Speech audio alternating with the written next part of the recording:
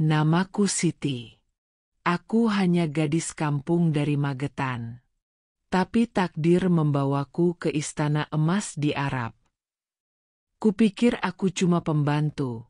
Sampai suatu malam aku diminta menikahi pria lumpuh dengan mahar 5 miliar rupiah. Malam pertama pun tiba. Tapi saat aku menoleh, dia berdiri. Berdiri tegak. Tersenyum padaku. Dan memanggil namaku. Saat itulah aku tahu. Aku bukan sedang menikahi pria lumpuh. Aku sedang menikahi rahasia terbesar hidupku. Namaku Siti Nurhaliza. Bukan artis, bukan tokoh penting. Aku hanya anak petani dari Magetan. Sejak kecil aku belajar bahwa hidup tak pernah memberi diskon pada orang miskin. Ayahku hanya tukang servis pompa. Ibuku buruh pabrik yang kini sering batuk darah. Adik-adikku butuh makan, sekolah, dan masa depan. Sesuatu yang terdengar mewah bagi kami. Saat aku lulus SMP, aku putus sekolah. Bukan karena bodoh, tapi karena kenyataan. Aku kerja jadi buruh cuci, bantu tetangga, hingga akhirnya aku bertemu seorang agen TKI. Dia menjanjikan gaji besar di Arab Saudi.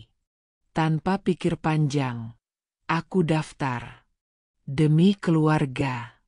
Demi bisa melihat ibuku sembuh, dan adik-adikku lulus sekolah. Demi bisa beli sepatu baru untuk adik bungsuku. Hari keberangkatan seperti kabut. Aku hanya sempat mencium tangan ibu dan ayah sebelum naik bus ke Jakarta.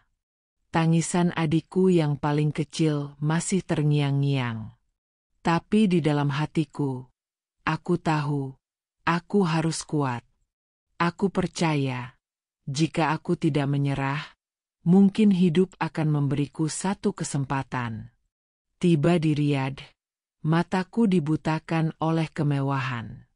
Rumah majikanku seperti istana. Dinding marmer, lampu kristal, karpet empuk seperti awan. Tapi di balik keindahan itu, ada sunyi yang mencekam. Tidak ada tawa. Tidak ada canda. Hanya suara langkah kaki yang seperti gema dari ruang kosong. Disinilah aku bertemu Tuan Zayed. Dia pria muda, tampan, tapi duduk di kursi roda. Wajahnya datar, mata kosong, tak pernah bicara. Orang-orang bilang, dia lumpuh karena kecelakaan jet pribadi.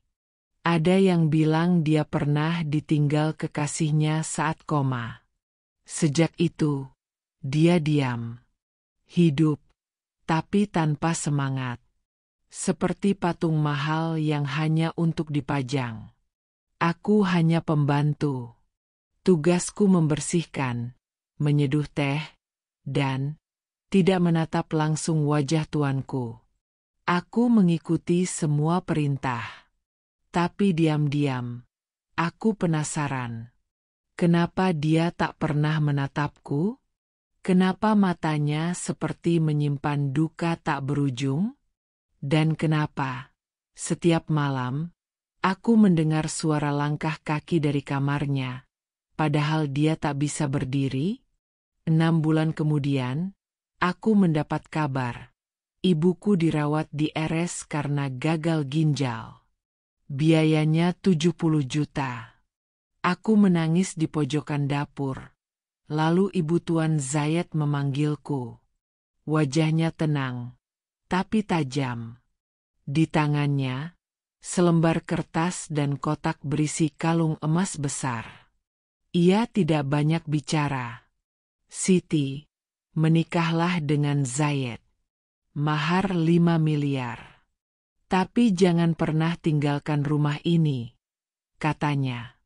Tawaran itu seperti pedang bermata dua. Uang yang bisa menyelamatkan nyawa ibuku, atau jebakan yang akan menelanku hidup-hidup. Tapi aku tahu, jika aku menolak, ibuku bisa mati. Malamnya, akad nikah dilangsungkan diam-diam. Tak ada pesta, tak ada keluarga. Hanya aku, tuan rumah, ustaz asing, dan para saksi yang tak kukenal. Aku resmi menjadi istri. Tapi istri untuk siapa? Untuk pria yang bahkan tak pernah bicara padaku? Apa ini pernikahan? Atau pengorbanan? Aku masuk kamar. Gugup. Tak ada siapa-siapa. Lampu redup. Kasur empuk itu terasa seperti neraka. Aku duduk, menunduk, menunggu sesuatu yang tidak kutahu. Jantungku berdetak seperti genderang perang. Aku menahan napas saat mendengar suara roda berdecit. Tapi kursi itu kosong. Aku berbalik. Zayed berdiri di balik tirai. Tanpa tongkat. Tanpa kursi roda. Dia berdiri tegak, mengenakan pakaian rapi, wajahnya tenang. Maaf. Aku tak lumpuh, katanya. Aku membeku. Dunia serasa berhenti. Dia lalu menjelaskan, semua ini ujian. Selama 5 tahun, semua wanita hanya mencintai hartanya. Tapi aku menerima dia dalam keadaan terburuk. Malam itu kami tidak bersentuhan. Dia hanya duduk di lantai, membaca Al-Quran. Katanya, aku ingin mengenalmu dulu, bukan tubuhmu. Kalimat itu seperti tamparan yang lembut. Dan malam itu, untuk pertama kalinya, aku melihat seorang pria salat tahajud untuk memohon petunjuk tentang aku. 3 bulan setelah pernikahan, aku mulai dicemburui para pelayan. Mereka menyebar gosip bahwa aku hanya mengincar harta. Seseorang memalsukan foto seolah aku menggoda sopir rumah. Aku mencoba bersabar, tapi luka yang ditorehkan kata-kata lebih tajam dari pisau dapur.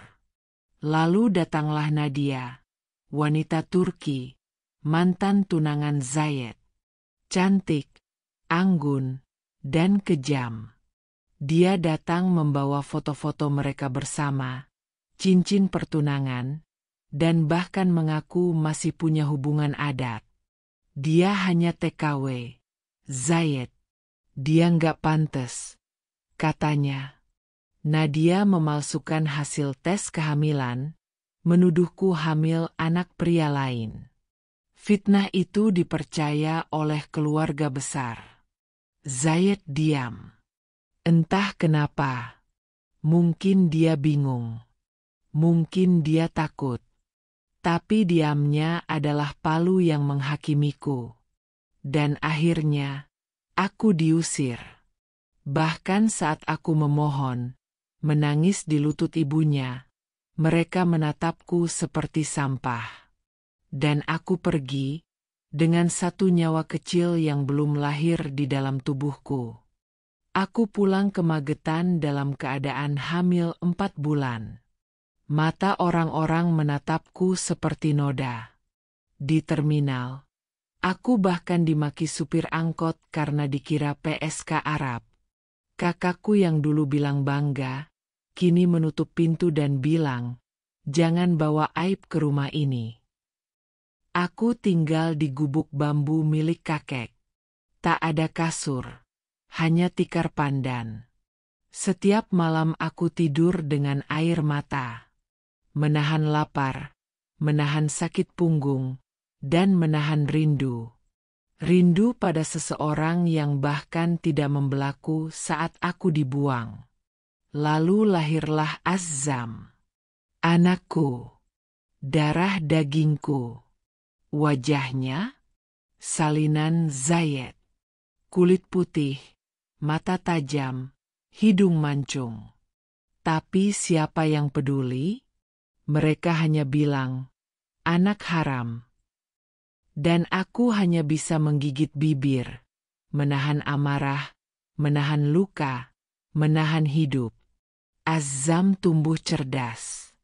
Meski miskin, dia tak pernah rewel. Dia suka bertanya. Tapi satu pertanyaan yang selalu membuatku tercekat adalah, Mama, ayahku siapa? Aku selalu menjawab dengan senyum. Tapi dalam hati, ada badai yang tak pernah reda. Ketika usia Azam 6 tahun, dia ikut lomba menggambar dan menang. Hadiahnya kecil, tapi senyum bangganya besar.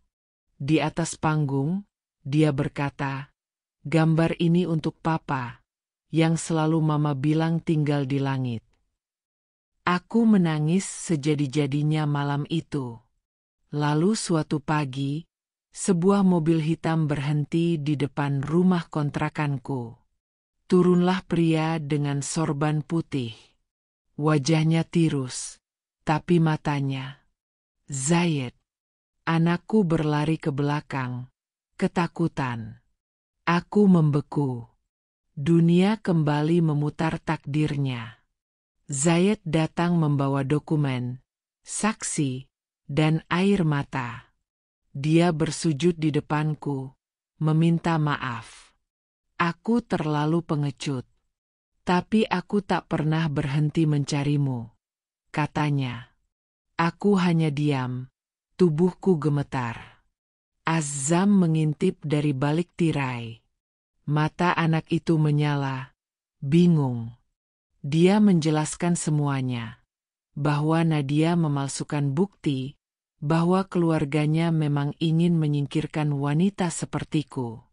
Tapi saat semua kebenaran terbongkar, dia memilih pergi dari rumahnya.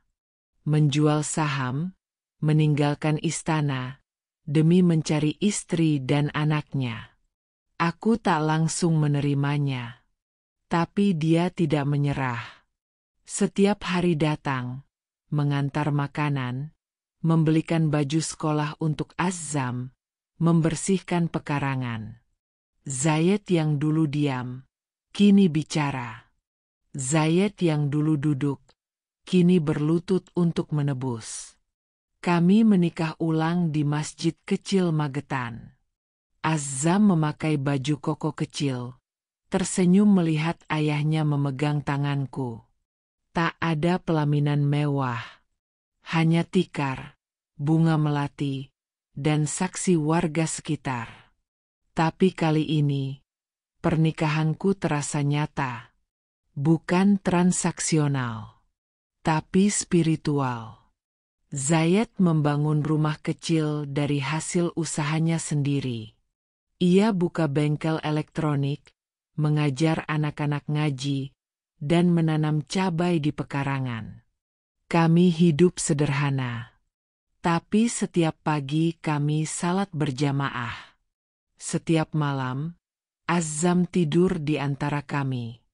Dan rumah itu penuh cahaya. Orang-orang yang dulu mencibir, kini malu sendiri. Nadia? Katanya menikah dengan pria kaya, tapi sering menangis di medsos. Ibu mertua yang dulu mengusirku, kini setiap lebaran, ia menitip salam lewat orang lain. Hidup, akhirnya berpihak pada yang bertahan. Aku pernah mencintai pria yang kuanggap lumpuh. Tapi ternyata, aku menikahi laki-laki paling kuat yang pernah kutemui. Dia yang memilih jujur meski ditinggal. Dia yang memilih mencari meski ditolak. Dan dia yang memilih pulang meski tak disambut. Malam pertama yang kupikir akan jadi malam penuh derita, justru jadi malam ketika takdir berubah. Bukan karena tubuh, bukan karena uang, tapi karena keberanian untuk mencintai dalam diam. Dan kesediaan untuk tetap bertahan saat semua orang pergi. Untuk kalian para perempuan yang pernah dicintai lalu dibuang, Ingat, kisahku belum selesai. Dan mungkin, takdirmu juga belum datang. Tapi jangan khawatir. Karena cinta sejati selalu tahu jalan pulang.